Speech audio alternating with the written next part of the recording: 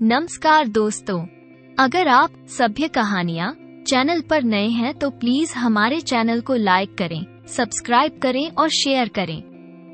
दोस्तों, आज हम आपको सुनाएंगे एक बहुत ही अच्छी कहानी। विराटनगर के राजा का नाम चंद्र प्रताप था और उनके मंत्री का नाम शीशपाल था। दोनों ही वीर और साहसी थे। दोनों अपने घोड़ों पर सरपट भागे चले जा रहे थे, क्योंकि वे दोनों शाम होने से पहले अपने नगर पहुंच जाना चाहते थे, ताकि अंधेरा होने से पहले वो राजधानी में पहुंच जाएं। वैसे तो रोज ही राजा अलग अलग भेष बनाकर राज्य में घूमा करता था और पता लगाता था कि प्रजा दुखी है या सुखी है। वे लोगों से मिलकर उनका दुख दर्द पूछता था और फिर दूसरे ही दिन उनके कष्टों को दूर किया करता था। यही कारण था कि लोग राजा को बहुत प्यार करते थे। उनका यश और कीर्ति दूर दूर तक फैली हुई थी। उनके राज्य में चोरी चकारी और डाकू लुटेरों का कोई भय नहीं था। लोग चैन की नींद सोते थे। जैसे ही उसे कभी कोई खबर मिलती कि फलाने स्थान पर चोर लुटेरों ने गरीब और असहाय लोगों को हल्ला बोलकर लूट लिया है, तो वे खुद 5-7 सिपाहियों के साथ उस घटना स्थल पर पहुंच जाता था। उसे देखते ही लुटेरे और डाकुओं के हौसले पस्त हो जाते थे और वे दुम दबाकर भाग जाते थे। ऐसी ही एक खबर राजा को आज सुबह मिली थी। जैसे ही दूत ने आकर उन्हें बताया कि भोले भाले गरीब किसानों के पशु और संपत्ति को लुटेरे लूट रहे हैं, तो हमेशा की तरह राजा चंद्र प्रताप अपने मंत्री शीशपाल और 10 सैनिकों के साथ वहां पहुंच गए और उनके दांत खट्टे कर दिए। उन्होंने सैनिकों को उनकी देखभाल के लिए छोड़ दिया और मंत्री सहित वापस लौट रहे थे, और मंत्री इस समय राजधानी से कोई 5-1 मील की दूरी पर रह गए थे। दोनों के घोड़े सरपट भाग रहे थे। इतने में घोड़ों ने ही नहीं, इस वीर नाग की ऐसी दुर्गति किसने की है? उसकी यह करुणाजनक मौत किस दुष्ट ने की होगी? इसे किसने मारा होगा? तो मंत्री ने कहा, हाँ महाराज, अपने राज्य की धरती पर आज तक ये पाप हुआ है। हुआ नहीं था, लेकिन आज हुआ, ऐसा हुआ है। मंत्री ने शोक प्रकट करते हुए कहा। तो राजा ने कहा, हाँ शीशपाल, ये बात तो बहुत ही बुरी हुई। अब हम क्या करें? राजा भी चिंतित हो गया। और कोई उपाय नहीं है। हमें इसे जीवन दान देकर जो पुण्य प्राप्त कर लेना चाहिए। शीशपाल ने कहा कि महाराज, आपको तो संजीवनी विद्या आती है और इस अवसर पर आपको उस विद्या का चमत्कार देखने का मौका खोना नहीं चाहिए। राजा चंद्र प्रताप सिंह गंभीर हो चले और कुछ सोचते रहे। फिर बाद में बोले, मगर शिशुपाल, यह विषधारी नाग है। इसे तो लोग मारने में ही पुण्य समझते हैं। फिर क्या ऐसे प्राणी को संजीवनी से जीवित करना अच्छा होगा? तब मंत्री ने कहा, महाराज, भगवान शंकर ने भी एक राक्षस को जीवित करने के लिए संजीवनी मंत्र काम में लिया था। देवपुत्र को पुनः जन्म देने से उन्हें काफी दुख भोगना पड़ा था। इसलिए महाराज, जिसे हम दुनिया में अच्छा समझते हैं, वही विश्वासघाती और बुरे होते हैं। यदि जो बुरा उस समय पर उसे जीवन दान दिया जाए, बुरा भी हो, लेकिन जीवन दान देने से बड़ा कोई पुण्य नहीं होता। वो बड़े बड़ों का अनुभव है। यही बड़े बूढ़े आज तक कहते हुए आए हैं। मेरी समझ में तो यही आता है कि अगर इस समय आप संजीवनी मंत्र का प्रयोग करके इस नाग को जीवन दान देंगे तो इसमें कोई बुरी बात नहीं है। आपके मंत्र के प्रभाव से आपकी खुद की आत्मा कितनी खुश होगी, यह एक बार आजमाकर तो देखिए। मंत्री के इस आग्रह के नीचे राजा दब से गए। कुछ देर वे मन ही मन सोचते रहे और उन्होंने मंत्री की बात मान ली। तत्काल घोड़े से नीचे उतरे और नाग के पास जा पहुंचे। उसके साथ साथ मंत्री भी घोड़े से नीचे उतर आया और उनके पास जाकर खड़ा हो गया। राजा संजीवनी मंत्र को कुछ दूरी पर खड़े होकर पढ़ने लगे, परंतु बार बार प्रयोग करने से भी उस मरे हुए नाग में कोई हरकत पैदा नहीं हो रही थी। खूब कोशिश करने पर भी वो नाग जीवित नहीं हो रहा था। राजा अब मन ही मन बड़ा चकित हुआ और उसके साथ ही उसे खुद पर भी क्रोध आने लगा कि मेरा यह मंत्र क्यों नहीं चल रहा? आज मेरा मंत्र कारगर क्यों नहीं हो रहा? आज ऐसी क्या खास बात है? राजा मन ही मन दुखी हो उठा। तभी मंत्री ने कहा, महाराज, आपके मंत्र का कोई असर दिखाई नहीं दे रहा। इससे ये प्रकट होता है आपके गुरु ने आपको झूठा मंत्र सिखाया। ऐसे झूठे गुरु का क्या विश्वास? राजा ने कहा, नहीं नहीं मंत्री जी, ऐसा नहीं है। मेरे गुरु पर और इस महामंत्र पर कभी भी विश्वास मत करो, तुम्हें पाप लगेगा। राजा ने थोड़ा क्रोधित होते हुए कहा। तो फिर मंत्री ने कहा, फिर किस तरह का विश्वास करूं महाराज? आप खुद ही देख लीजिए, नाग अभी तक जीवित नहीं हो सका। राजा के जो हाथ जल गए। इतना सुनने पर उसने कहा, मैंने इस काम को जानबूझकर पूरा करना स्वीकार किया है, तो मैं इसे पूरा किए बिना चैन नहीं लूंगा, क्योंकि राजा को तो अंदर से बड़ी महसूस हो रही थी। राजा ने कहा, थोड़ा रुको, अगर सर्प पर संजीवनी का प्रभाव नहीं पड़ा तो मैं दूसरा मंत्र शव प्रवेश काम में लेता हूँ। तुम देखोगे कि इस मंत्र का कैसा चमत्कारी प्रभाव होता है। फिर तुम तो मान जाओगे कि मेरे गुरु में कितनी सच्चाई और बल है। राजा ने बड़े गर्व से कहा। तो मंत्री ने बात को पलटते हुए कहा, जाने भी दो महाराज, बेकार क्यों पीछे पड़े हुए हो? चलो छोड़ो इस काम को, रात हो रही है, अंधेरा होने से पहले ही राजधानी पहुंचना है। राजा ने कहा, नहीं नहीं, यह अब नहीं हो सकता। राजा की तो जो अब मान पर बात आ गई थी। राजा थोड़े जोश में बोले, तुम मेरी देह संभालो, मैं अपनी आत्मा इस नाग के शव में डालता हूँ तो मैं यह नाग भी थोड़ी देर में जीवित दिखाई देगा। जैसे ही यह चलने फिरने लगेगा, वैसे ही मैं जल्दी से मेरी आत्मा दोबारा मेरे शव में डाल दूंगा और मैं वापस जीवित हो जाऊंगा। इस काम के करते ही हम राजधानी चलेंगे।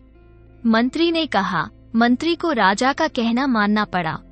राजा चंद्र प्रताप ने पर सब प्रवेश मंत्र का जाप शुरू कर दिया। धीरे धीरे राजा का खुद का शरीर ढीला और निर्जीव पड़ने लगा। थोड़ी देर में उसका शरीर शव बन गया और वो मरा हुआ जो नाग था वो जीवित होकर हरकत करने लगा। थोड़ी देर में उसने जोर से अपना फन उठा लिया।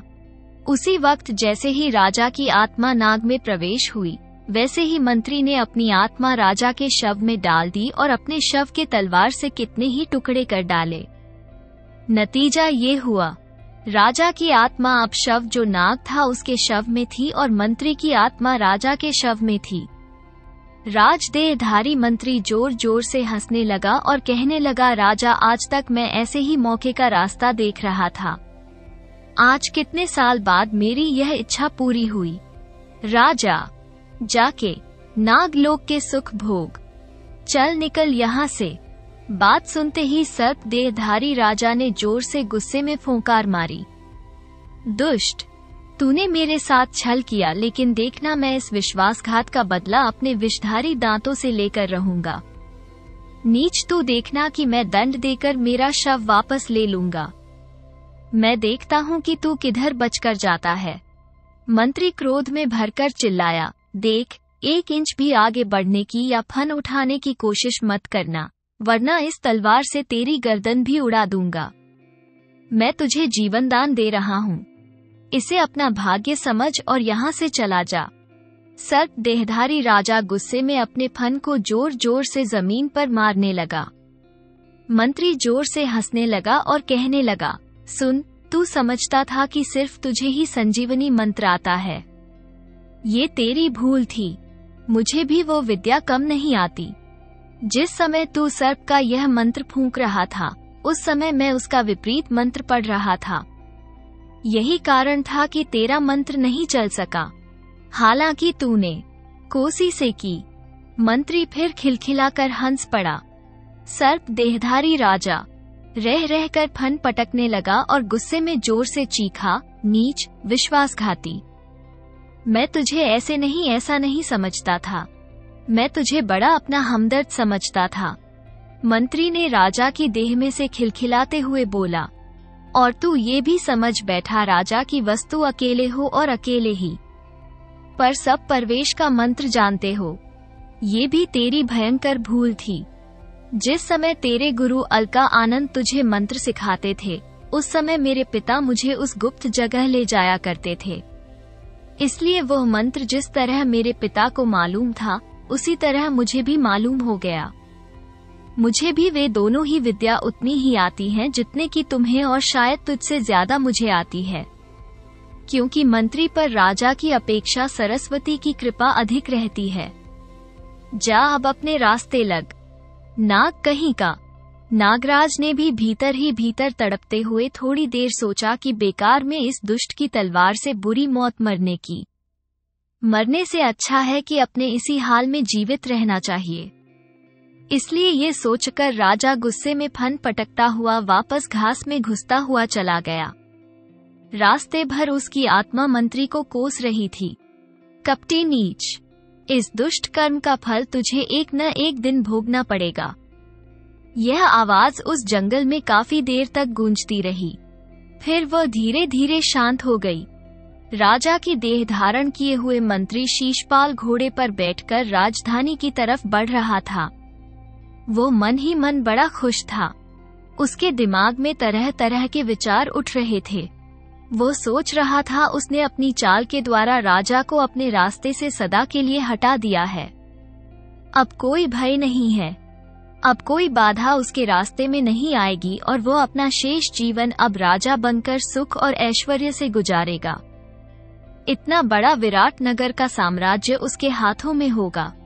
एक एक बच्चा अब उसके इशारे पर नाचेगा। चारों ओर अब उसकी तूती बोलेगी। इतनी मीठी कल्पनाओं में सोच सोच कर उसे बड़ा सुख मिल रहा था, मानो सारी पृथ्वी की खुशियां उसे मिल गई हों। घोड़ा तेज दौड़े जा रहा था। राजा के रूप में मंत्री ने एक हाथ से दूसरे घोड़े को भी लगाम जो पकड़ रखी थी। पृथ्वी पर चारों तरफ अंधकार फैल गया था। नीले नीले आकाश में तारे चमक रहे थे।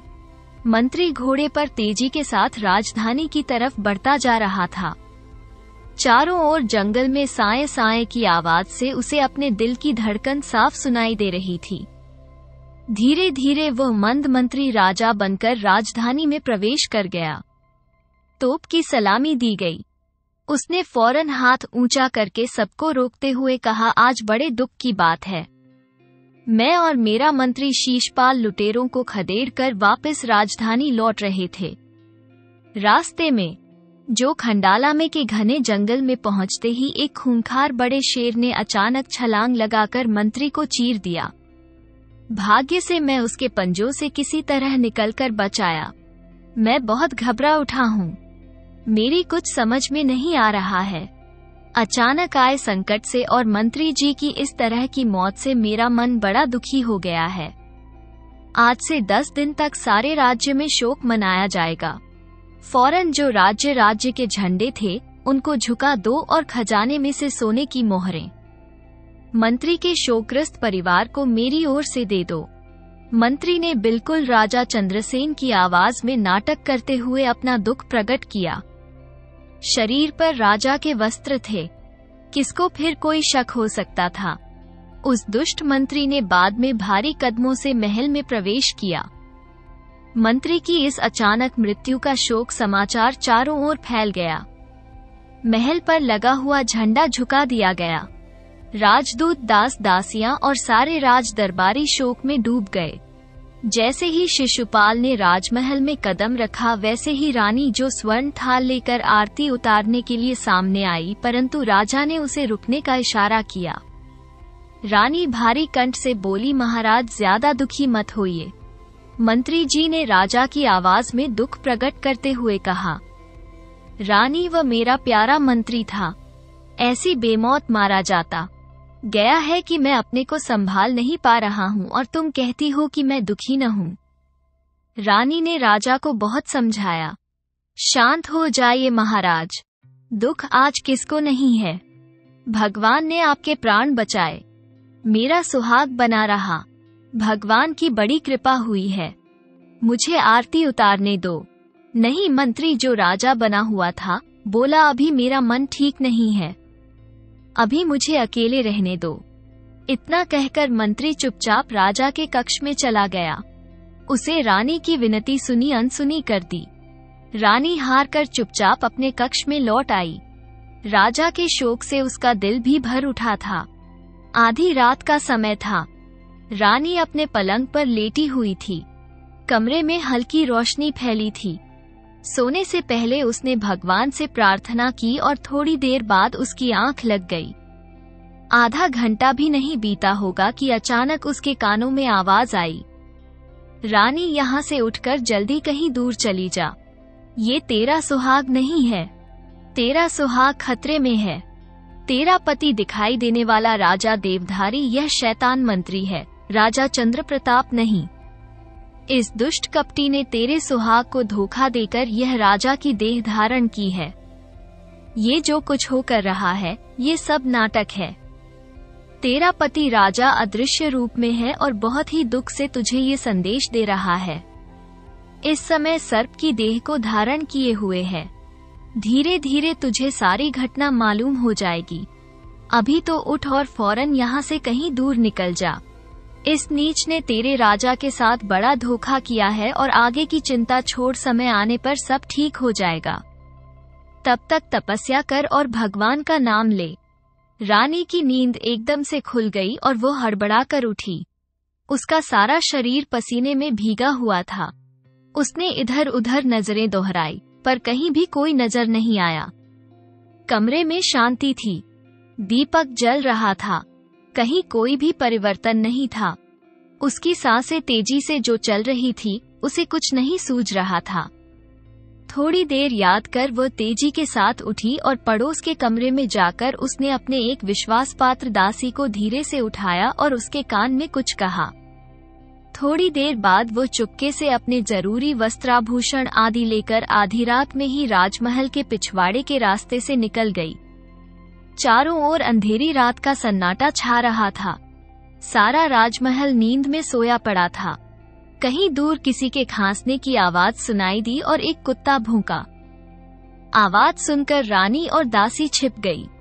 बाद में वे एक गुप्त रास्ते से जितनी जल्दी हो सकती थी उतनी जल्दी दूर जंगल में पहुंच गई। चलते चलते उन्हें सुबह हो गई। मुर्गे ने बांग दी। वे दोनों एक नदी पर जाकर रुक गए। वहां उन्होंने मुंह हाथ धोया और कुछ फलाहार किया। अब जाकर उनके दिल की धड़कन कुछ कम हुई। बाद में उन्होंने अपना भेष बदल लिया और झाड़ झंकार और गड्ढों में गिरती पड़ती आगे बढ़ने लगी। जंगल में अगर कहीं से भी थोड़ी सी आवाज आती तो वे किसी बड़े पत्थर या किसी बड़े पेड़ की छाया में छिप जाती। पेड़ के पीछे जब उन्हें लगता कि संकट चला गया है तो वे फिर आगे बढ़ने लगती। चलते चलते उन्हें दोपहर हो गई। अब पहाड़ी के दूसरी तरफ उस भयानक जंगल को छोड़कर एक गांव के कुछ पास आ पहुंची थी। वहां एक खंडर बना मंदिर दिखाई दिया। चलते चलते वे काफी थक चुकी थी। उन्होंने वहीं विश्राम करने की सोची और थोड़ी ही देर बाद वे गहरी निद्रा में मग्न हो गई।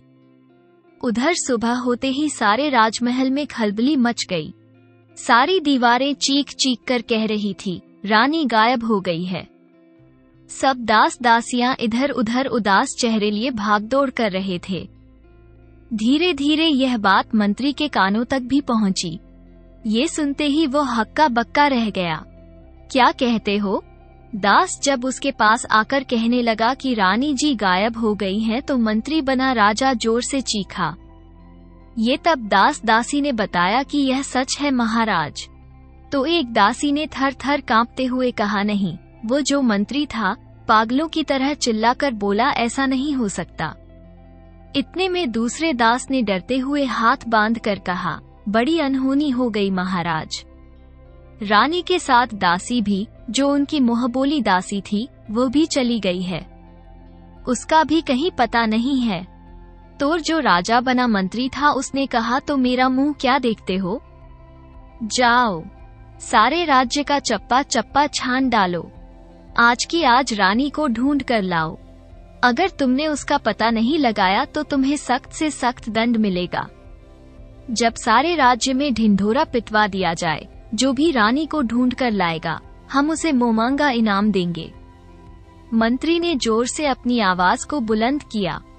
चारों ओर दूत फैल गए। उन्होंने सब जगह अपने जाल बिछा दिए। सारे मंदिर, बगीचे, तालाब, कुएं सब छान डाले, परंतु रानी और उसकी दासी का कहीं पता नहीं चला। ढूंढते ढूंढते दोपहर हो गई और दोपहर से शाम हो गई। राजमहल में चिंता से परेशान बैठा शीशपाल मंत्री मन ही मन सोच रहा था, ये कैसे हुआ? रानी को कहीं मेरे गुप्त रहस्य का पता तो नहीं चल गया? पर नहीं सोचने लगा, उसे कैसे पता चल सकता है? उसे कौन कहने बैठेगा? फिर रानी आखिर चुपचाप उठकर कैसे कहाँ चली गई? कितने डरावने विचारों ने उसे जकड़ लिया था। उसकी बुद्धि काम नहीं कर रही थी। ये सब एक ही रात में कैसे क्या हो गया? उसे तो यूं लगा था मानो उसकी सोची हुई सारी योजना सफल हो गई थी, लेकिन यहाँ तो एक ही रात में सारी सोची योजना विफल हो गई। श्री गणेश ही अशुभ हुआ है। रानी की तलाश कितने ही दिनों तक चलती रही, परंतु उसका कहीं पता नहीं चला। मंत्री शीशपाल की चिंता अभी ऐसी की ऐसी ही बनी रही और दिन पर दिन उसकी चिंता बढ़ती जा रही थी। रानी और उसकी दासी गहरी नींद में सो रही थी। जैसे ही उनकी खंड में आंख खुली तो उन्होंने देखा कि वे दोनों ही नरभक्षी आदमियों के घेरे में घिरी हुई हैं। वे बिल्कुल असमंजस में पड़ गए। पहले तो उन्होंने उनके चेहरे देखे और एक के बाद एक चीख मारकर बेहोश हो गई। नरभक्षी चारों ओर घेरा बनाकर खूब नाच गा रहे थे। उन्हें आज इस बात की खुशी थी कि उन्हें इंसानों का ताजा ताजा मांस खाने को मिलेगा, इसलिए उनकी खुशी का कोई कारोबार नहीं था। वे चाहते थे पहले उन्हें तंदुरुस्त और तगड़ा किया जाए और फिर उनका मांस खाया जाए। सरदार ने तुरंत 2 आदमियों को आदेश दिया कि इन्हें अपने अड्डे पर लेकर चलो। सारे सेवक तालियां बजाने लगे, झूम झूम कर नाचने लगे। रानी और उसकी दासी दोनों मूर्छित थीं। उन्हें गुप्त जगह पर ले जाया गया। सभी आदमी अपनी अपनी जगह मस्त हो रहे थे। किसी को भी अपनी सुध नहीं थी। सबने मदिरा पी रखी थी। गिरोह के हर आदमी को ताजा मांस मिलने की खुशी थी। बहुत दिनों बाद उन्हें ये खुराक मिलनी थी। नरभक्षियों का ये नियम था कि पहले अपने पंजों में फंसे वे शिकार को खूब पिलाकर तगड़ा किया जाए और उसके बाद उसे देवी के सामने बलि चढ़ा दिया जाए और उसके बाद देवी के सामने थोड़ा सा प्रसाद चढ़ाकर बलि का शेष जो बचा हुआ शरीर होता है उसको गिरोह के आदमियों में बांट दिया जाता है। इस उद्देश्य की प्राप्ति के लिए सरदार सब कुछ करता था। बलि होने वाले नर अथवा मादा को अच्छे से अच्छा खाना खिलाया जाता था। उसकी खूब निगरानी रखी जाती थी और कड़े पहरे में रखा जाता था। रानी अब बहुत परेशान और दुखी थी। उसने सरदार के 2-4 नौकरों की जब ये बात सुनी कि उन दोनों को देवी के सामने बलि चढ़ाएंगे, तब से रानी को रह रहकर केवल यही विचार आ रहा था, अब सारे जीवन की लीला समाप्त होने जा रही है। पता नहीं मैं कहाँ हूँ और राजा कहाँ है। राजमहल से निकलकर मैंने अपने सुहाग की रक्षा करनी चाहिए, परंतु यहाँ आकर मैं नरभक्षियों के बीच में घिर गई। वाह रे भाग्य! कुएं से निकली और खाई में गिर गई। हे भगवान! पता नहीं अब मेरा मेरे पति से कब मिलन होगा। पता नहीं वो किस हाल में होंगे और क्या कर रहे होंगे। नागदेव इधर, राजा उधर। राजा चंद्रप्रताप जमीन पर फन पटकता हुआ रात के अंधेरे में चलते चलते जंगल में एक बरगद के पेड़ के नीचे घास फूस और पत्तों के बीच जाकर छुप कर बैठ गया। वो मन ही मन बड़ा दुखी था। आज कोसों दूर चलने से वो बहुत थक गया था। वो मन ही मन कपटी मंत्री पर बहुत गुस्सा कर रहा था, परंतु विवश था। वो कुछ कर भी नहीं सकता था।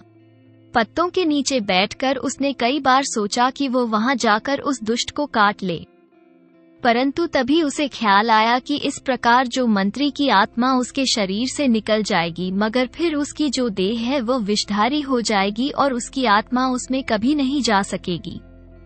परिणाम ये होगा कि न तो वो सर्प की देह में रह सकेगा और न ही उस नीच की खोल में ही।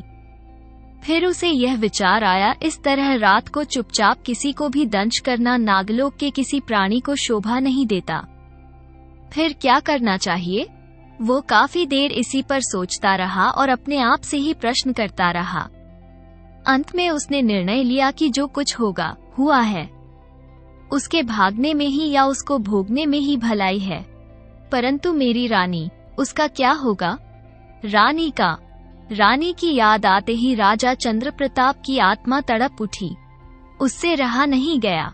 उसने तत्काल अपना सर्प शरीर वहीं छोड़ दिया और आधी रात को अदृश्य रूप में जाकर रानी को जो सब कुछ बताते हुए सावधान कर दिया था, ताकि वह तत्काल राजमहल छोड़कर उसी हालत में निकल जाए और अपने सुहाग की रक्षा करे। ऐसा करने के बाद उसने वापस आकर अपना शरीर नाग शरीर में डाल दिया और नाग देह को धारण कर लिया था। अब घास और पत्तों में दुबक कर बैठ गया।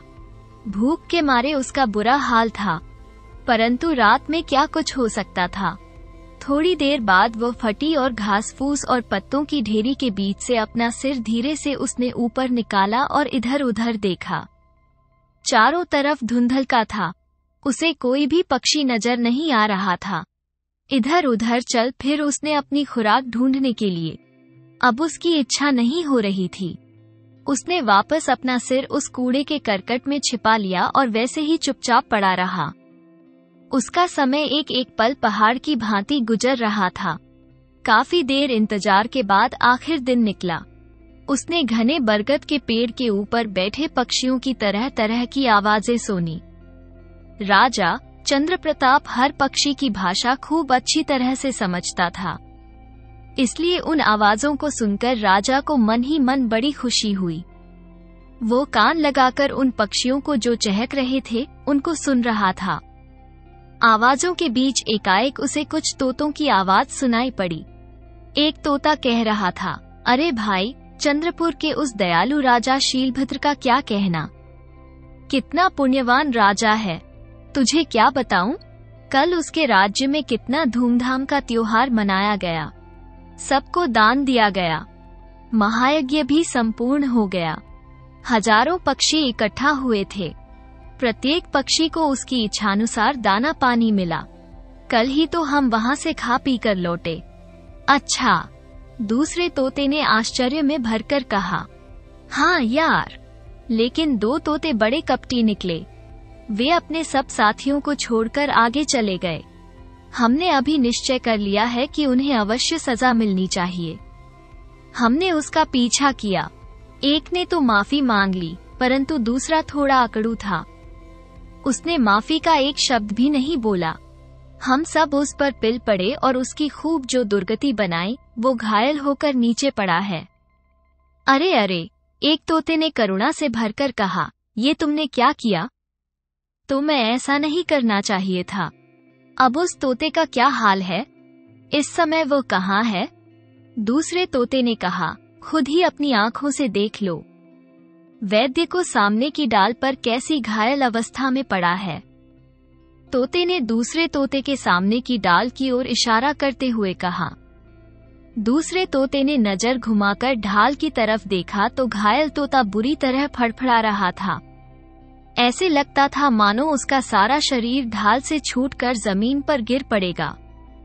उसके पंख जगह जगह से टूटे हुए थे और बचे कच्चे परों पर लाल लाल धब्बे नजर आ रहे थे। अरे, ये तो वाकई बहुत जख्मी हो गया है। मानव अपना दम तोड़ना चाहता है। सुनने वाले तोते ने दुख प्रकट करते हुए कहा तो पहला तोता हंसते हुए बोला, तो डर किस बात का है। नीचे शिकारी का जाल बिछा हुआ है। वो देखो, वो जाल अभी इसे अपनी गोद में समेट लेगा।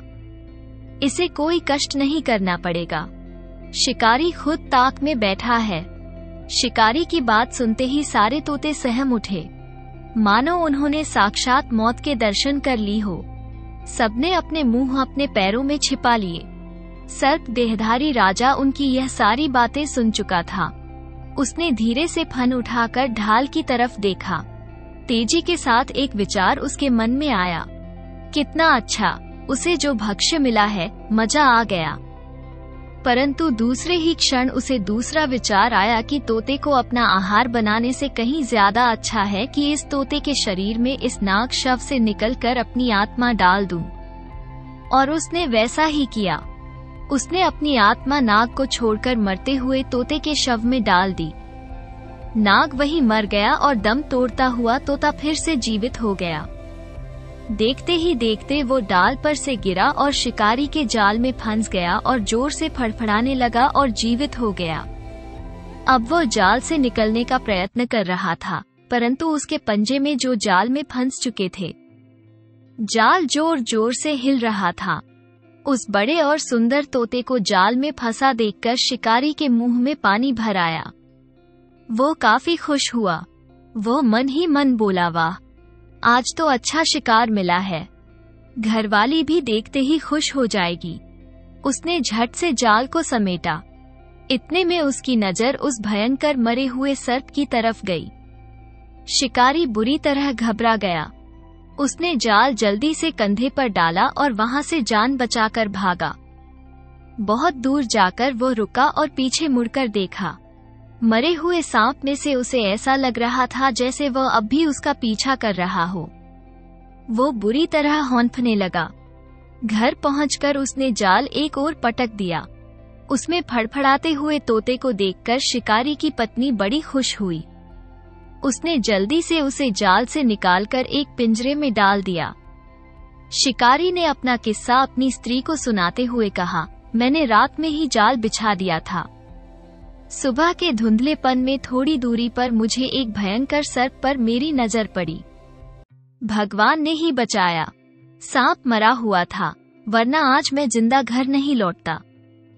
अच्छा, उसकी स्त्री भोली स्त्री का सांस ऊपर का ऊपर और नीचे के नीचे रह गया कि हे भगवान, ये तो भगवान की कृपा थी जो आप ठीक ठाक आ गए। शिकारी बोला, अरे मैंने तो फिर आप देखा न ताव। जल्दी जल्दी जाल जो खोला और तोते सहित जैसे तैसे जाल को अपने कंधे पर डालकर वहां से भाग छूटा। अभी भी वो बात याद आती है तो मेरे तो रोंगटे खड़े हो जाते। शिकारी की पत्नी ने कहा, रोंगटे खड़े होने की तो बात है, मेरा तो सांप को देखते ही दम निकल जाता है। कुछ देर वो रुकी और फिर कहने लगी, तोता काफी बड़ा और लंबा है, आज तो मजा आ जाएगा। घंटे भर बाद शिकारी पत्थर पर छुरी को घिसकर तेज तेज करने लगा। उसके बाद उसने तोते को पकड़ने के लिए पिंजरे में हाथ डाला। उसी समय तोता जोर जोर से चीखते हुए बोला, मुझे मत मारो, मुझे मत मारो, पहले मेरे जख्मों पर दवाई लगाओ, मैं तुम्हें मालामाल कर दूंगा। शिकारी तो ये सुनकर बड़ा हैरान था। आज तक के जीवन में उसने कभी किसी तोते को इतनी बातें बोलते नहीं सुना था। उसका हाथ वहीं का वहीं रुक गया। आंखें फाड़े शिकारी उस तोते को देख रहा था। बाद में उसने झट से पिंजरे का दरवाजा बंद कर दिया और दौड़ा दौड़ा अपनी पत्नी के पास पहुंचा और तोते की कही हुई बात उसने अपनी पत्नी को सुनाई। शिकारी की बात सुनते ही जो शिकारी की पत्नी को बड़ा आश्चर्य हुआ, वो कहने लगी, आप क्या कह रहे हो? सच में तोते ने ऐसा बोला है कि वो हमें मालामाल कर देगा। उसकी आंखें खुशी से चमकने लगी। शिकारी ने हामी भरी और कहा कि मैं सच कह रहा हूँ। उसकी स्त्री तो खुशी से नाचने लगी। शिकारी बोला, ये कोई पूर्वजन्म का पहुंचा हुआ ज्ञानी है या पंडित है, पता नहीं किसके श्राप से यह पक्षी रूप में अपनी जिंदगी गुजार रहा है। उसकी पत्नी कहने लगी, हाँ, जरूर कोई न कोई रहस्य तो है और हमें उसे मारना नहीं चाहिए। शिकारी ने अपना फैसला सुना दिया तो उसकी पत्नी कहने लगी कि जाओ तुम उसकी मरहम पट्टी का इंतजाम करो, वो जख्मी है। शिकारी तोते की दवा के लेप के लिए बाहर चला गया। एक दिन गुजरा, फिर दूसरा और रोज और तोते के जख्मों पर शिकारी दवा का लेप करता। इस तरह तोता 8वें दिन धीरे धीरे बिल्कुल ठीक हो गया। शिकारी की पत्नी उसे बड़े प्यार से रखती, उसे रोज समय से दाना पानी डालती और प्यार से बोलती। एक दिन शिकारी ने उसका रहस्य जानना चाहा, इसलिए उसने पूछा, भाई, तुम बिल्कुल इंसानों की तरह बातें करते हो, फिर भी पक्षी रूप में हो, तोते की देह में आखिर तुम कौन हो? शिकारी की पत्नी भी उस समय वहीं पर बैठी हुई थी, तो तोते का जवाब सुनने के लिए उसे भी उत्सुकता हो रही थी। शिकारी भी सांस रोककर तोते के उत्तर की प्रतीक्षा करने लगा। तोते ने एक ठंडी सी सांस भरी और बोला, मेरी कहानी बड़ी दुख भरी है, तुम सुनकर क्या करोगे? भाई, तुमने मेरे घावों को अच्छा किया है, तुम्हारा यह एहसान और भलाई मैं कभी नहीं भूलूंगा। इतना कहकर तोता चुप हो गया। फिर भी कुछ तो बताओ, आखिर तुम कौन हो और हमसे जो बन पड़ेगा हम तुम्हारी मदद करेंगे। शिकारी ने फिर से कहा तो वह कहने लगा, नहीं भाई, मेरे दुख मुझे ही भोगने पड़ेंगे। जब तक मेरे भाग्य में दुख लिखा है, उस वक्त तक कोई भी मेरी सहायता नहीं कर सकता। ले दे, लेकिन एक दिन इन दुखों का अंत जरूर होगा। कैसे दुख? शिकारी ने बड़े अधीर होकर पूछा। किन दुखों की बात कर रहे हो? आप हमें साफ साफ क्यों नहीं बताते? शिकारी की उत्सुकता देखते हुए तोते की देह से राजा चंद्र प्रताप ने अपना सारा किस्सा सुनाया। शिकारी और उसकी पत्नी की आंखें फटी की फटी रह गईं। दोनों ने हाथ जोड़े और बोले, महाराज, यह एक गरीब की कुटिया है। हमें दुख है कि आपको ये दिन भी देखने पड़े। हमें बताइए, आपके लिए हम क्या कुछ कर सकते हैं? तोते की आंखों में खुशी के आंसू भर आए। वो बोला, मुझे यहाँ कोई दुख नहीं है, मैं खुश हूँ। लेकिन हाँ, अगर तुम मुझे इसी पिंजरे में डालकर चंद्रपुर के महाराज के पास ले चलो तो विश्वास करो, मैं वापस राजा होते ही तुम्हें जागीर बख्शूंगा और अपने ही राज्य में आराम के साथ रखूंगा। ठीक है महाराज, शिकारी ने कहा, मैं आपकी इच्छा को जरूर पूरी करूंगा। हम कल सुबह होते ही यहाँ से चंद्रपुर के लिए चल देंगे। कल शाम होते होते वहाँ पहुँच जाएंगे। और कुछ महाराज? बस, तोते ने खुश होते हुए कहा। चलते चलते शिकारी आखिर शाम को चंद्रपुर पहुँच गया। उसके हाथ में पिंजरा लटका हुआ था। महल के पास पहुंचकर वो जोर जोर से चिल्लाने लगा, देखो देखो, एक निराला तोता। इसके मुंह से लड़ाई झगड़ों का न्याय सुनो। बड़ा पुराना पंडित ज्ञानी, कीमत केवल 10 रुपए। आसपास के लोग इकट्ठा होने लगे। उन्हें बड़ा आश्चर्य हो रहा था। ऐसा कैसा होता है भाई, जो लड़ाई झगड़ों के फैसले कर दे? सब आश्चर्य से पिंजरे में बंद तोते को देखने लगे। धीरे धीरे बात राजा के कानों तक जा पहुंची। राजा शीलभद्र ने तुरंत अपने सिपाही दौड़ाए, शिकारी को अपने महल में बुलाया। या शिकारी पिंजरे को नीचे रखकर राजा के सामने हाथ जोड़कर खड़ा हो गया। कहने लगे, राजा, सुना है शिकारी, तुम्हारा तोता लड़ाई झगड़ों का फैसला करता है। शिकारी ने कहा, जी महाराज, ये बात सच है। सांझ को आंच क्या, आप खुद आजमा कर देख लीजिए। अच्छा जी महाराज, शिकारी ने कहा, और महाराज ने कह सुनाया कि वो बड़ा पंडित और ज्ञानी है। शिकारी ने कहा, ये भी सच है महाराज। तो महाराज कहने लगे, कितनी कीमत चाहते हो? तो शिकारी कहने लगा, गरीब हूँ, माई बाप जो भी देंगे सिर माथे पर स्वीकार करूँगा। ठीक है, राजा ने कहा, हम तुम्हें सोने की 10 मुद्राएं देते हैं। शिकारी हक्का बक्का रह गया। सोने की 10 मुद्राएं एक साथ, कितने ही मीठे सपने उसकी आंखों में तैरने लगे। लेकिन देखो, अगर तुम्हारी बात गलत निकली तो हम तुम्हें कठोर दंड देंगे। शिकारी ने कहा, मुझे मंजूर है। हमारा आज तो ठीक है, हम तुम्हारे रहने का बंदोबस्त करा देते हैं। तुम 2-3 दिन तक हमारा राज्य छोड़कर बाहर नहीं जा सकते। तीसरे दिन के बाद हम तुम्हें जाने की इजाजत दे देंगे। शिकारी ने कहा, जैसी आज्ञा महाराज आपकी। राजा ने अपने एक दूत से शिकारी को अपने साथ ले चलने को कहा। दूत उसे लेकर एक तरफ चल दिया। तोते को एक नए सोने के पिंजरे में डाल दिया गया और पुराना पिंजरा फेंक दिया गया। सोने के पिंजरे को एक रत्न जड़ित खंबे पर लटका दिया गया। राजा शीलभद्र के राज्य के पूर्वी भाग में लोगों को कुछ दिनों से विद्रोह चल रहा था। उन्हें उस विद्रोह के शांत होने की अचानक सूचना मिली। राजा चकराया कि आखिर क्या बात है जो चारों ओर खुशी के समाचार मिल रहे हैं। उन्होंने इस खुशखबरी का श्रेय तोते को दिया। उन्हें विश्वास हो चला कि जब से राजमहल में ये तोता आया है, खुशियां साथ लेकर आया है। तीसरे दिन दरबार में एक विचित्र झगड़ा पेश हुआ। 4 रुई के व्यापारी थे। उनका एक बड़ा भारी रुई की गांठों का गोदाम था। चारों का व्यापार में बराबर का साझेदारी थी। चारों ने एक बिल्ली पाल रखी थी। बिल्ली रात दिन उस गोदाम में रहती और रुई की गांठों की चूहों से निगरानी करती। चारों व्यापारियों ने उस बिल्ली का एक एक पैर छांट लिया था और उनमें से हर एक अपने को उस पैर का मालिक समझता था। एक व्यापारी ने हाथ जोड़कर महाराज को आगे का किस्सा सुनाया। महाराज, एक दिन उस बिल्ली के पिछले बाएं पैर में चोट लग गई। उस पैर के मालिक जो व्यापारी मालिक है यानी कि जो मैं था, मैंने उस पर तेल लगाकर मरहम पट्टी कर दी और बिल्ली लंगड़ा आती हुई चल दी। ठंड के दिन थे। आग तापने के लिए हम चारों जो साझेदारी वाले मित्रों ने मिट्टी की एक अंगीठी में हाथ तापने के लिए कोयले भर रखे थे। कोयले आदि जल चुके थे। बिल्ली हम चारों के पास बैठी हुई दुम हिला रही थी। हम अपनी बातों में खोए हुए थे। पता नहीं कब और कैसे बिल्ली का वह पैर जिसमें पट्टी बंधी हुई थी, आग की चपेट में आ गया। शायद अपने बदन को पंजे से खुजलाते समय उसका जख्मी पैर पूरी तरह से साधना की ओर उसका पैर जलने लगा। दर्द और दुख से वो छटपटाती हुई गोदाम में इधर उधर भागने लगी। जिधर वह जाती उधर कुछ जलती हुई पट्टी से कई रुई की गांठों में आग पकड़ती चली गई। इस तरह चारों ओर आग झुलस उठी और सारा का सारा गोदाम जलकर राख हो गया। हम सबको बहुत भारी नुकसान हुआ है महाराज।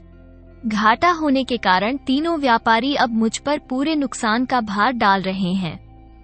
इन तीनों का ये कहना है कि मैं ही बिल्ली के उस पैर का मालिक था। तीनों व्यापारी एक साथ उठ खड़े हुए और हाथ जोड़कर बोले, महाराज, हमारी मांग उचित है। महाराज, यही उस पैर का मालिक था। इसी ने उस पैर पर पट्टी बांधी थी। उसी पैर के कारण गोदाम में आग लगी, वरना हजारों रुपयों का माल से भरा हुआ गोदाम जलकर खाक क्यों हो जाता? इसमें हमारा क्या दोष है? चौथे व्यापारी ने भी जो विनती करते हुए कहा, आप खुद फैसला करिए महाराज कि इन तीनों का मेरे ऊपर कितना बड़ा जुल्म है।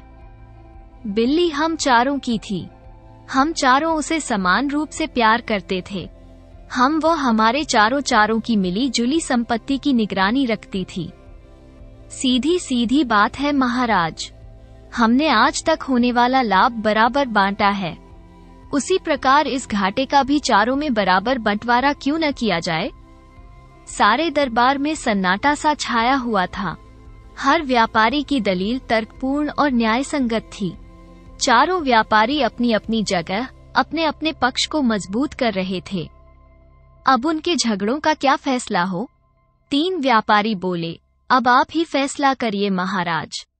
चौथे व्यापारी ने भी वही बात कही, फैसला आपको करना होगा महाराज, और आपका फैसला ही मान्य होगा। मुझे पूर्ण विश्वास है आप सदा की भांति आज भी सच्चा न्याय करेंगे। सारा दरबार टकटकी बांधे राजा को देख रहा था। राजा को अचानक कुछ सूझा। उसने पीछे उनका एक सेवक जो खड़ा था, उसके जो तोते का पिंजरा आने के लिए बोला। राजा ने सोचा, यह उपयुक्त समय है। अब मुझे इस तोते की न्याय बुद्धि की परीक्षा लेनी चाहिए। देखें इस पेचीदा मामले में ये कैसा फैसला सुनाता है। उन्होंने तुरंत दरबारी को संबोधित करते हुए कहा कि सब शांत हो जाओ। आज मेरी जगह मेरा ये प्यारा तोता जो सुखदेव इस झगड़े का न्याय करेगा। चारों व्यापारियों को और सारे दरबार को यह न्याय मानना पड़ेगा। इस प्रकार से उसे मेरा ही न्याय समझा जाएगा। ये कहकर राजा शीलभद्र तोते की तरफ देखने लगे। नौकर पिंजरे को उठाए आगे आकर खड़ा हो गया। उसने पिंजरे को ऊपर उठा दिया ताकि सारे दरबार को तोता दिखाई दे सके। प्रत्येक आदमी सांस रोके फैसला सुनने के लिए अधीर हो उठा। तोते ने कहा, जब तक बिल्ली अंगीठी के नजदीक थी तब तक जलती हुई पत्ती से रुई की गांठों को किसी भी प्रकार का कोई नुकसान नहीं पहुंचा, परंतु उसकी वह जलती हुई पत्ती उस समय नुकसान कारक हुई जब बिल्ली को कोई गांठों की तरफ ले गया। ये कहकर तोता कुछ रुका और फिर बोला, अब सोचना ये है कि आखिर बिल्ली को रुई की गांठों की तरफ कौन लेकर गया। साफ जाहिर है कि चोट लगे हुए और जलते हुए पैर से तो वे बिल्ली थोड़ी दूर भी चल फिर नहीं सकती थी। फिर उस जलती हुई पट्टी को रुई की गांठों तक कौन लेकर गया? आप इस बात को जरा ध्यानपूर्वक सोचें। ये कहकर तोता रुक गया। सब आश्चर्य से एक दूसरे का मुंह ताकने लगे और धीरे धीरे खुसर फुसर होने लगी। तोता थोड़ा मौन रहने के पश्चात बोला, मुझे आशा है कि आप लोगों ने इस बात को ध्यान पूर्वक सोचा होगा कि जलती हुई पत्ती को रुई की गांठों की तरफ कौन लेकर गया। आप इस नतीजे पर पहुंचे होंगे कि बिल्ली के 3 स्वस्थ पैर ही उसे पूरे गोदाम के यहाँ से हुआ और वहाँ से यहाँ ले गए होंगे। तो स्पष्ट है कि सारे गोदाम के जलने के कारण बिल्ली का वो जख्मी और जलता हुआ पैर नहीं है, बल्कि वे 3 सही सलामत पैर हैं। इसलिए चौथा व्यापारी समूचे नुकसान को अकेला भरने का हकदार नहीं है। फैसला सुनकर सारी सभा दंग रह गई। हर एक के मुख से निकल रहा था, वह कितना अच्छा फैसला किया है, कितना सच्चा न्याय हुआ है। राजा शीलभद्र भी काफी खुश नजर आ रहे थे। सभा बर्खास्त हो गई। लोग उठकर वहां से चल दिए। दोपहर का समय था। तोता सोने के पिंजरे में उसी रत्न जड़ित खंबे पर लटका हुआ था। राजा और मंत्री आपस में बैठे हुए तोते की प्रशंसा कर रहे थे कि एकाएक राजा ने तोते से कहा, है सुखदेव, तू मेरे लिए बड़ा भाग्यवान है। जब से तू मेरे यहाँ आया है, मेरे राज्य में सुख शांति का राज्य स्थापित हो गया है। ऐसा तू पूर्वजन्म में कौन है? तुझे ऐसा दिव्य ज्ञान कैसे प्राप्त हुआ? मैं जानने के लिए बड़ा अधीर हो रहा हूँ, तो मुझे सब कुछ बता। तोते की आंखों से 2 बूंद आंसू के गिर गए। उसने राजा को अपनी सारी हकीकत कह सुनाई। उसकी कहानी सुनते ही राजा शीलभद्र मन ही मन दुख से छटपटाने लगे। उन्होंने कहा, वाह रे भाग्य! आज एक राजा दूसरे राजा के यहाँ पिंजरे में बंद है। ये सब भाग्य का खेल है महाराज। तोते ने एक लंबी सांस छोड़ी। राजा ने कहा, हमें बड़ा दुख है कि राजा चंद्र प्रताप, लेकिन हम कर भी क्या सकते हैं। राजा ने दुख प्रकट करते हुए कहा, आपका मेरे प्रति जो प्रेम है वही बहुत है। मुझे और कुछ नहीं चाहिए महाराज, मुझे केवल अपनी रानी चाहिए। अगर आप मुझे उससे मिलवा दें तो मैं समझूंगा कि मैं पृथ्वी का समस्त सुख मैंने पा लिया। राजा ने कहा, तुम चिंता मत करो, मैं आज ही अपने दूतों को रवाना करता हूँ। राजा ने चंद्र प्रताप को तसल्ली बंधाई। तोता बड़ा खुश हुआ। वो मन ही मन अपनी रानी से मिलने की खुशी में तरह तरह के सपने देखने लगा। कितने दिनों से उसने रानी की सूरत नहीं देखी थी। पता नहीं वो कहाँ होगी, क्या कर रही होगी, किस हाल में होगी। ये ख्याल आते ही उसके मन में दुष्ट मंत्री शीशपाल के लिए क्रोध की ज्वाला भभकने लगी। उसने तय कर लिया कि वो उस नीच से जरूर बदला लेकर रहेगा। उसी कपटी ने मुझे और रानी को नदी के 2 किनारों की तरह अलग अलग कर दिया है। उसी शाम को राजा के दूत रानी की खोज में चारों ओर निकल पड़े थे।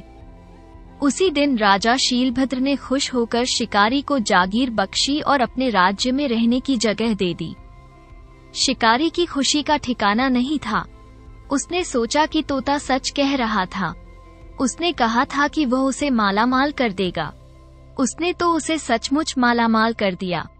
उसने अपनी पत्नी को अपने पास बुलाया और सुख शांति से जो चंद्रपुर में रहने लगा। इधर राजा के आदमी रानी को ढूंढते हुए जो सरगर्मी से काम चल रहा था, वे बहुत ही तेजी के साथ रानी को ढूंढ रहे थे। पहाड़, जंगल सब में वे बिखरे हुए थे। उधर नरभक्षी बड़ी धूमधाम के साथ खुशियां मना रहे थे। आज देवी के सामने 2 स्त्रियों की बलि चढ़ने वाली थी। आज तक ऐसा कभी नहीं हुआ था कि एक साथ देवी को 2-2 बलि चढ़े। इसलिए नरभक्षी आज के दिन को बड़ा भाग्यशाली दिन समझ रहे थे। इस खुशी में वो उस दिन को एक त्योहार की तरह धूमधाम से मना रहे थे। रानी और दासी को उन नरभक्षियों ने गुफा के बाहर लाकर फूलों से सजाया और गाजे बाजे के साथ उन्हें देवी के मंदिर में ले गए। रानी और दासी का घबराहट के कारण बड़ा बुरा हाल हो रहा था। उन्हें अपनी आंखों के सामने साक्षात मौत खड़ी दिखाई दे रही थी। वे दोनों की दोनों मन ही मन भगवान से जीवनदान की प्रार्थना कर रही थी। नरभक्षी काफी देर तक उन चारों को घेरकर नाच कूद रहे थे। जब वे खूब नाच और गाकर थक गए तो उन्होंने रानी और दासी को एक ऊंची टोकरी पर बिठा दिया ताकि देवी का प्रसाद सबको अच्छी तरह दिखाई दे सके। वहां बिठाकर वे उनके शरीर को भेदने की तैयारी कर रहे थे। उनकी ऐसी ही परंपरा थी कि पहले वे बलि को तीरों से घायल कर बलि चढ़ाते थे। तीरों से भेदने से पहले उन्होंने अंतिम बार फिर कहा, फिर नाचना गाना शुरू कर दिया और वे नाच गाने में खो गए। कुछ देर बाद जब नाच गाना समाप्त हुआ, सरदार ने अपना तीर कमान उठाया और लोगों की भीड़ में आगे बढ़ा। उसने धनुष तान लिया और तीर छोड़ने की तैयारी करने लगा। रानी और दासी की आंखें दोनों ने बंद कर ली और भगवान से प्रार्थना कर रही थी कि कहीं एक चमत्कार हुआ। तेज रफ्तार से एक भयंकर पक्षी आकाश की ऊंचाइयों से तेजी के साथ नीचे आया और उसने एक झपट्टे से रानी और दासी को पंजे में उठा लिया और उड़ गया। सरदार और नरभक्षी देखते ही देखते रह गए। वे सब घबरा उठे, इधर उधर देखने लगे, भागने लगे कि यह तो बहुत बुरा हुआ, माता की बलि चली गई, अब जरूर माता हम पर क्रोध करेगी। इस डर से वे जंगल में भागते हुए अपनी अपनी गुफाओं में जाकर छिप गए। उड़ते उड़ते वे गिद्ध काफी देर बाद एक टापू पर उतरा। वहां उसने अपने पंजों को ढीला किया। फिर उसने अपने भोजन को, जो रानी और दासी थी, उसको सूंघ कर देखा। वे दोनों ही बेहोश हो गई थी। गिद्ध जोर जोर से चीखने लगा। वो अपनी मादा को बुला रहा था। उसके चीखने का अर्थ था कि अच्छा भोजन मिलने की खुशखबरी है और वह अपनी मादा को तक अपनी आवाज पहुंचाना चाहता था, संदेश पहुंचाना चाहता था, जिसकी तलाश में मादा कहीं दूर भोजन की तलाश में निकली हुई थी। नर ने काफी देर तक मादा के आने का इंतजार किया, परंतु उसका मीलों दूर तक पता नहीं था। नर को चिंता हुई। मन ही मन सोचने लगा, कहीं मेरी मादा किसी आफत में तो नहीं फंस गई। उससे रहा नहीं गया, उसे चैन नहीं पड़ रहा था, इसलिए उसने रानी और दासी को वहीं छोड़ दिया और मादा की तलाश में उड़ चला। समुद्र शांत था। लहरों का पानी किनारे पर आकर वापस लौट रहा था। घंटे भर बाद रानी और दासी को होश आया। जब वे पूरी तरह होश में आ गई तो घबरा कर उठ बैठी हुई। उन्होंने आंखें फैलाकर अपने चारों ओर देखा। उस ऊंची टोकरी और नाचते गाते मदहोश नरभक्षियों का वहां कोई पता नहीं था। सामने केवल पानी ही पानी था। एकाएक उन्हें एक जहाज समुद्र की लहरों पर चलता हुआ नजर आया। थोड़ी देर में रानी और दासी उस जहाज की तरफ टकटकी बांधे देखती रहीं। जहाज धीरे धीरे नीचे आता गया। दोनों ने अपनी साड़ी के पल्लू को हवा में लहराया और हाथ ऊंचा किए पल्लू को फड़फड़ाती रहीं, ताकि जहाज पर बैठे आदमी उन्हें देख ले और उनकी मदद के लिए वहां चले आएं। थोड़ी देर बाद जहाज के कप्तान की नजर उनके ऊपर चली गई। उन्होंने जहाज पर बंधी एक छोटी सी नाव को नदी में खुलवाया और उन दोनों को लाने के लिए भेज दिया। नाव आते ही रानी और दासी उसमें बैठ गई। जहाज तक आ पहुंची। पूछने पर उन्होंने कप्तान को सारी घटना कह सुनाई। जहाज का कप्तान बड़ा दयालु था।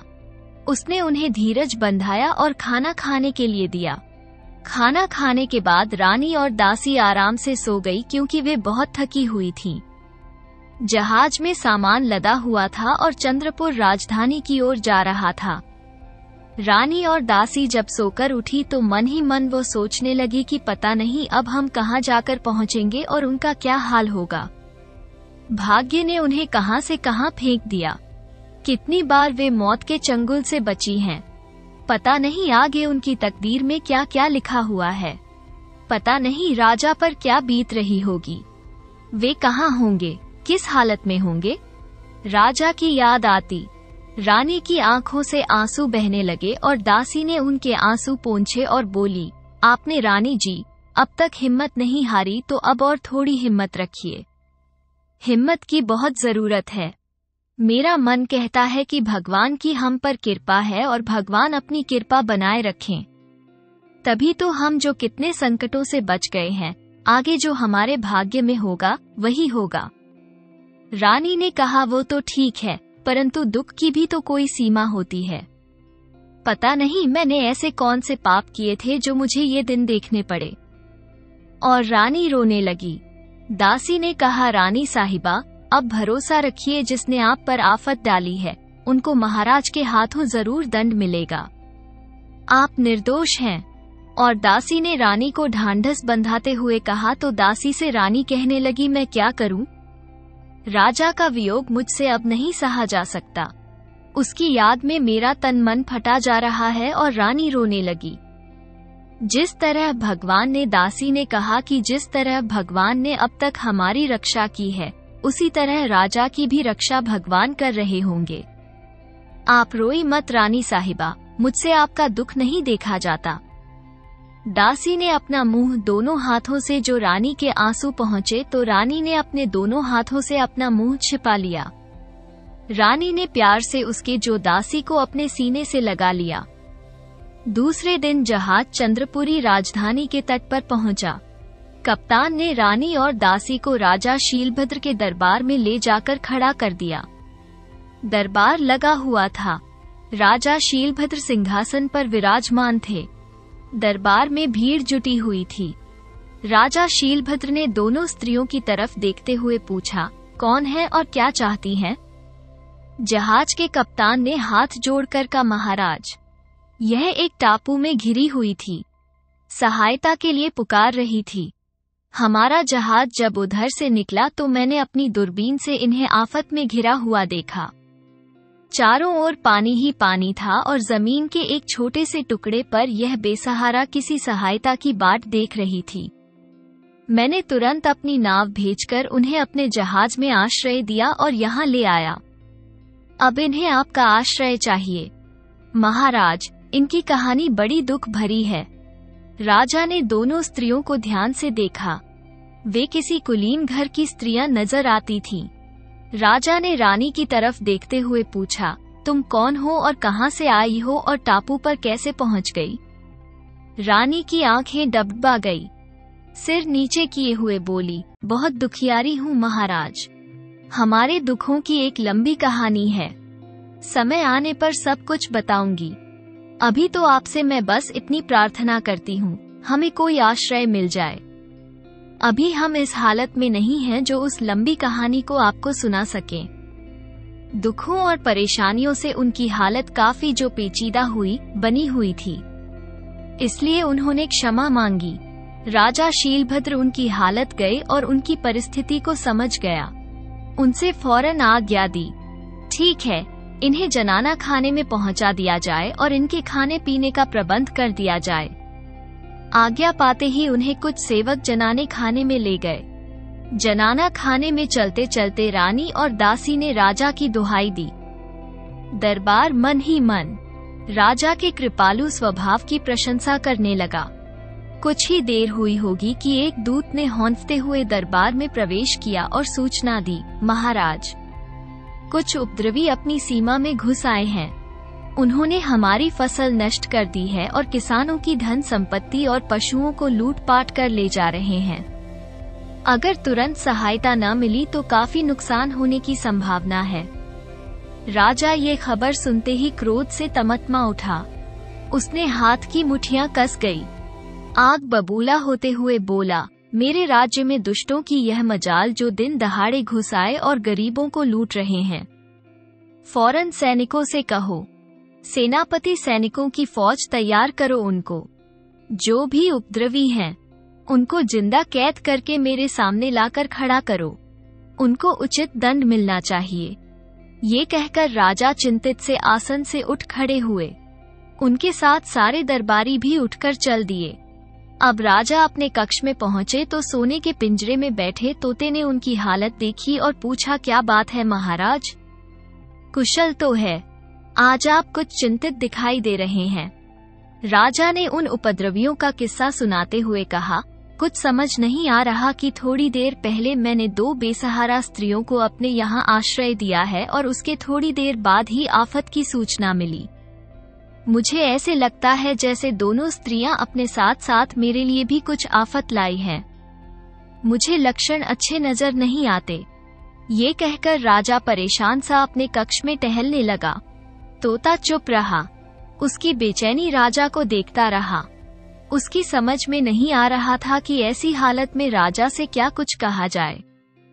वो केवल इतना ही बोला, महाराज, बेकार में चिंतित मत होइए माँ, सब ठीक होगा। कोई किसी के लिए आफत नहीं लाता। होनहार होनहार को कौन टाल सकता है, होनी तो होकर रहती है। राजा ने जवाब नहीं दिया। उसी तरह चिंतित से अपने कक्ष में घूमते रहे, जैसे तोता की कही हुई बात उन्हें जंची नहीं। 2-3 दिन गुजर गए। रानी ने इसी बीच राजा के पास एक अर्जी पहुंचाई कि महाराज हमें आश्रय दिया है। विपत्ति के समय में उनकी बड़ी कृपा है। इस कृपा को हम आपकी भूल नहीं सकते, लेकिन हम निठले बैठे रहकर राजा के टुकड़े नहीं तोड़ सकते। ये हमें शोभा नहीं देता। इसलिए हमारी अर्ज है कि हमें कोई भी नौकरी चाकरी मिल जाए तो अपने आप को धन्य समझेंगे। महल में काफी दास दासियां हैं, हमें भी इनमें से एक समझा जाए। उनकी अर्ज सुनकर राजा को पहले तो माथा ठनका, परंतु फिर एकाएक ख्याल आया, यह अच्छा अवसर है जब दासी गोमती को छुट्टी दे दी जाए और बेटी करुणा की देख रेख के लिए उन्हें काम सौंप दिया जाए। दासी गोमती चोर स्वभाव की स्त्री थी। आंख बचते ही वो चीजों पर हाथ साफ करने से नहीं चूकती थी। राजकन्या अरुणा भी चोरियों से तंग आ चुकी थी। राजा को यह अच्छा मौका मिला। उन्होंने तुरंत ही रानी को राजकुमारी की दासी नियुक्त कर दिया और पुरानी दासी गोमती को नौकरी से हटा दिया। नौकरी से हटते ही गोमती की जो बहुत जलन पैदा हुई वो मानी। मन सोचने लगी, अगर ये दासी नहीं आती तो उसे ये दिन देखना नहीं पड़ता। वो मन ही मन रानी जो दासी बनी थी उसे बदला लेने की युक्ति सोचने लगी। एक दिन रानी सदा की तरह उदास और चिंतित बैठी थी। उसे यूं चिंतित बैठी देखकर राजकुमारी अरुणा बोली, क्या बात है दासी, तुम हमेशा चिंता में डूबी रहती हो, न हंसती हो न बोलती हो। चलो थोड़ा बाग भी घूम कर आएं। काफी दिनों से मैं कहीं नहीं निकली हूँ। रानी न चाहते हुए भी राजकुमारी के साथ चल दी। इस बीच गोमती ने उन्हें बाग में टहलते हुए देख लिया। वह ऐसे अवसर की ताक में थी। वे फौरन लपकी और महल के दरवाजे पर पहुंची। द्वारपाल ने उसे रोका, लेकिन उसने जवाब दिया कि राजा से बहुत जरूरी अर्ज करनी है। द्वारपाल ने उसे इजाजत दे दी। फिर क्या था, वह चुपचाप कन्या के कक्ष में छिपती छिपाती जा पहुंची और वहां जाकर उसने अरुणा देवी का रत्न जड़ित कंगन चुरा लिया और फिर छिपती छिपाती महल से चुपचाप निकल गई। उधर जब राजकुमारी अरुणा बगीचे से लौटकर आई तो अपने कक्ष में जड़ाऊ कंगन गायब पाया। फौरन महल में खलबली सी मच गई। दास दासियां इधर उधर भागदौड़ करने लगे होते। शाम होते होते राजा के कानों तक भी बात पहुंची। घूमते घूमते सबका साथ रानी पर ही गया कि हो न हो यही कंगन की चोरी नहीं की है। राजा का भी माथा फिर ठनका। उन्हें तो पहले से ही लक्षण अच्छे नजर नहीं आ रहे थे। इन दो स्त्रियों के कदम रखते ही अशुभ समाचार मिलने शुरू हो गए और अब ये दूसरी अप्रिय घटना हो गई। उन्होंने पैर पटकते हुए आज्ञा दी, इन दोनों स्त्रियों को फौरन महल से निकाल दिया जाए। पता नहीं ये किस मनहूस घड़ी में यहाँ आई हैं। मैं उनकी सूरत तक देखना नहीं चाहता। आज्ञा पाती रानी और दासी को महल से बाहर ढकेल दिया। अपमान और दुख से रानी का हृदय तड़प उठा। भाग्य के खिलवाड़ पर आंसू बहाती हुई रानी और दासी उस अजनबी राज्य में उसी रास्ते पर चली जा रही थी जिस पर कुछ दिन पहले वो चलकर आई। रानी और दासी के महल से निकलने के थोड़ी देर बाद ही राजा शीलभद्र को दूत ने आकर खुशी का समाचार सुनाते हुए कहा, महाराज, उपद्रव खत्म हो गया है। दमन के साथ साथ आपकी आज्ञा अनुसार उपद्रवियों को भी कैद कर लिया गया है। इधर तो राजा इस समाचार को पाकर फूले नहीं समा रहे थे।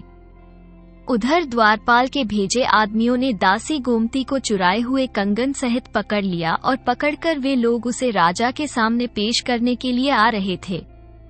जैसे ही राजा को पता चला कि असली चोर तो गोमती है, वैसे ही उसको जो उन्होंने फौरन ही रानी और दासी को ढूंढने के लिए अपने आदमी दौड़ाए और आज्ञा दी कि वे दूर कहीं नहीं, ज्यादा दूर नहीं गई होंगी। उन्हें वापस बुलाकर लाओ। आज्ञा पाते ही राजा के नौकर दौड़ पड़े और 4-6 घंटे की दौड़ धूप करने के बाद उन्हें ढूंढ निकाला और राजा के पास ले आए। जैसे ही रानी और दासी उनके साथ कक्ष में अपना पांव रखा, वैसे ही राजा कुछ आगे बढ़े और शर्म से सिर झुकाते हुए भारी गले से बोले, बहन, मैं बड़ा लज्जित हूँ। मैंने व्यर्थ ही तुम्हें दोषी समझ लिया, तुम्हें ठेस पहुंचाई। तुम्हारे इस निराधार निरादर के लिए मुझे सचमुच बड़ा पश्चाताप है। राजा की बातें सुनते ही रानी की आंखों में आंसू की झड़ी लग गई। इतने में तोता की नजर रानी पर पड़ी। उसका हृदय चीत्कार कर उठा। आंखों में आंसू बह चले और पिंजरे में बंद शरीर बाहर निकलने के लिए छटपटा उठा। वो जोर जोर से चीखा कि सारा कक्ष भर उठा। उसकी चीखों से सुखदेव रह रहकर थड़ियों पर अपनी चोंच मार रहा था। एकाएक राजा और रानी का ध्यान पिंजरे की ओर गया। तोते की आंखों से आंसू झरते देख राजा ने आश्चर्य से भर उठा। उसे बड़ा धक्का सा लगा कि उसके प्यारे तोते को क्या हो गया। आगे बढ़कर उसने बहुत ही प्यार से पिंजरे पर हाथ रखते हुए पूछा, क्या बात है सुखदेव, आज तुम्हारी आंखों में आंसू कैसे? एकाएक एक पंख में आज कैसी घबराहट देख रहा हूँ मैं। तब उस तोते ने चोंच में दबाते हुए बोला, महाराज, मेरी रानी है ये। उसकी साड़ी उसने अपनी चोंच में दबा ली। ये कैसा विचित्र संयोग है। मेरे लिए आज सबसे बड़ा खुशी का दिन है। सुखदेव की बात सुनकर राजा की आंखें फटी की फटी रह गई। वो पागल से कभी सुखदेव को तो कभी रानी को देखने लगा। अपनी पलक पिंजरे की तरफ रानी देखे जा रही थी। उसके मुंह से एकाएक निकला, आप यहाँ।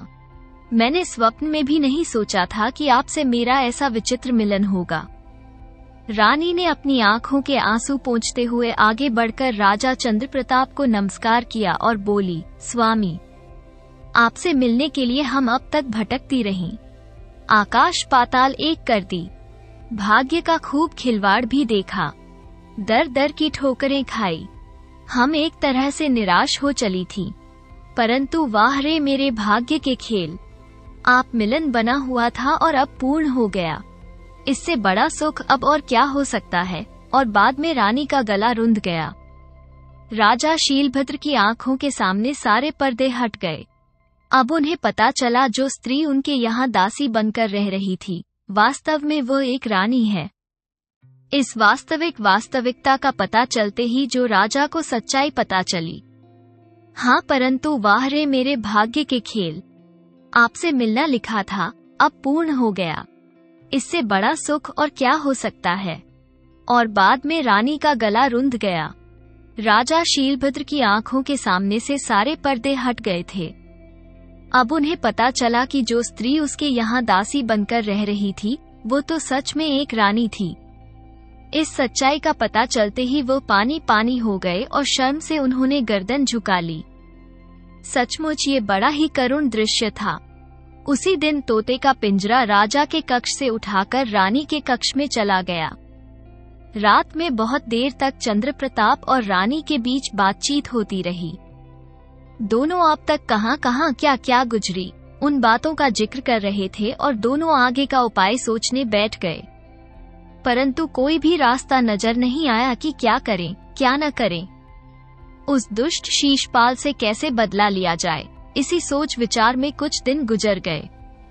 उन्हीं दिनों राजा शीलभद्र की बेटी अरुणा देवी का स्वयंवर की तैयारियां चल रही थी। दास दासियां क्या सारा का सारा राज्य स्वयंवर की तैयारियों में जुट गया। जगह जगह से राजा महाराजा राजकुमार आने वाले थे। उनकी सुख सुविधा ठहराने आदि का प्रबंध में लोग व्यस्त थे। मंडप को खूब सजाया गया था। महल की सजावट देखते ही बनती थी। दास दासियों को पल भर की भी फुर्सत नहीं मिल पा रही थी। रानी जानती थी कि दूर दूर से महाराज स्वयंवर में भाग लेने आएंगे। एक रोज उसने तोते से यही बात चलाते हुए कहा, मेरे ख्याल से वो दुष्ट मंत्री भी जरूर आएगा। हो सकता है, पर यह भी जरूरी नहीं कि वो आए ही।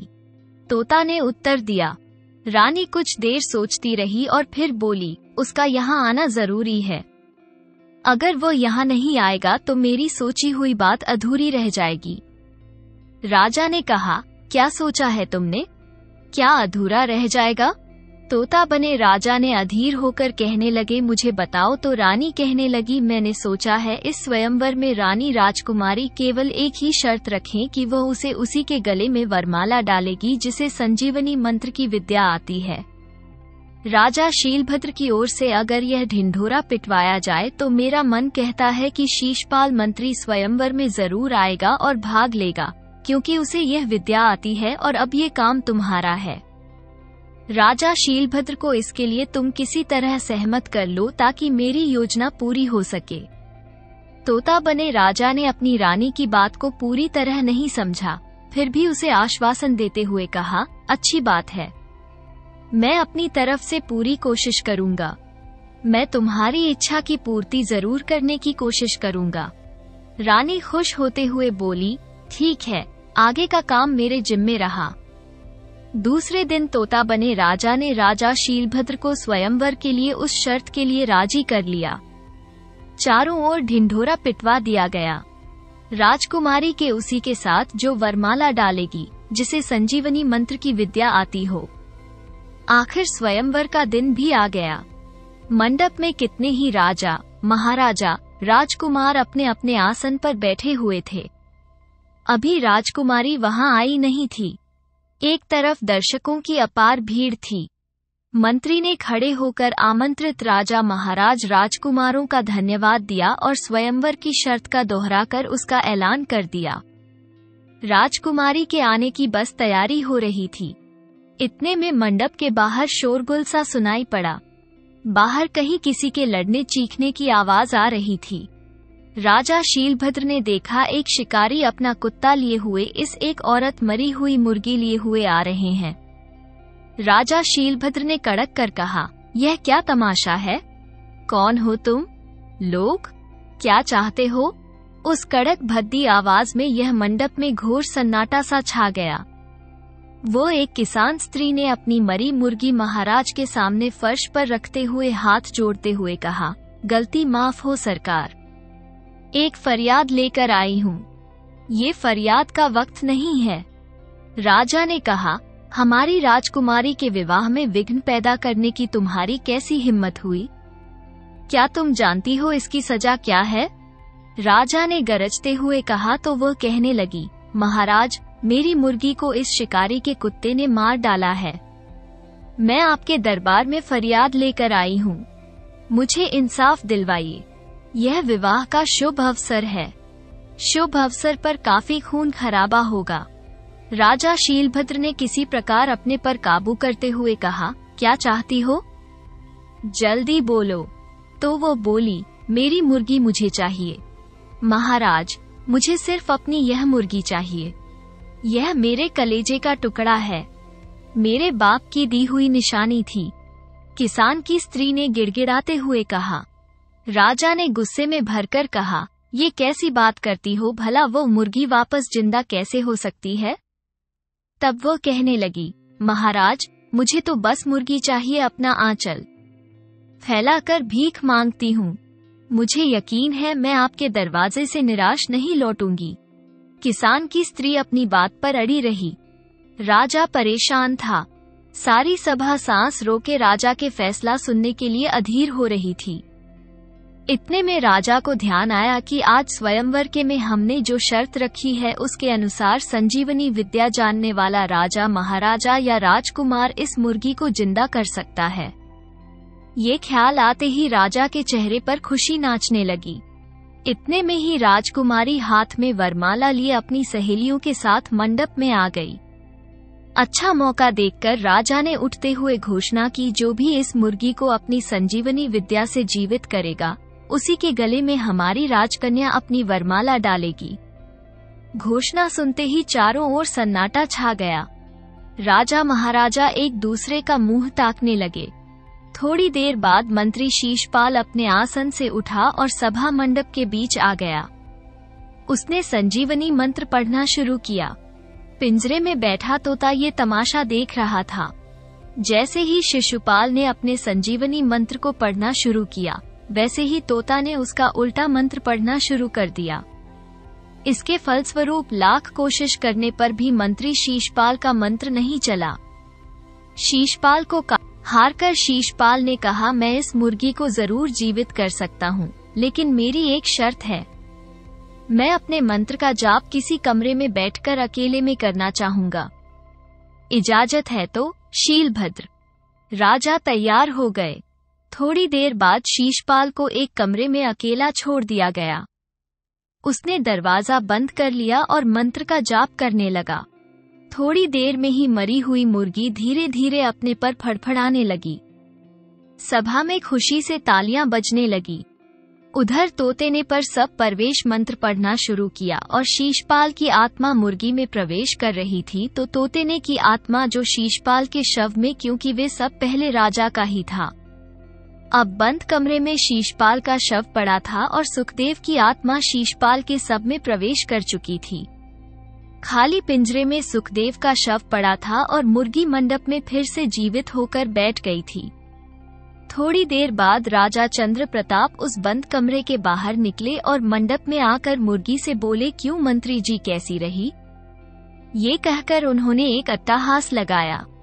मुर्गी के रूप में मंत्री जो खिसिया आता हुआ बोला, अच्छा तो तू था, ये है, और तू ही मेरी संजीवनी मंत्र को उल्टा कर रहा था तो नहीं? तूने ही पर सब प्रवेश मंत्र का जाप करके मेरा ये हाल किया है।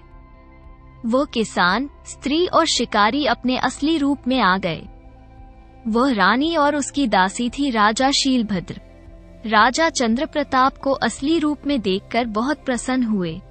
उन्होंने मुर्गी के रूप में उस दुष्ट मंत्री को, जो मौत की सजा दी। राजा चंद्र प्रताप और रानी का खूब आतिथ्य सत्कार किया गया। कुछ दिनों बाद राजा चंद्र प्रताप अपनी रानी और दासी सहित अपने विराट नगर को लौट आए। दोस्तों, अगर आपको हमारी कहानी पसंद आई हो तो प्लीज लाइक और सब्सक्राइब जरूर करें।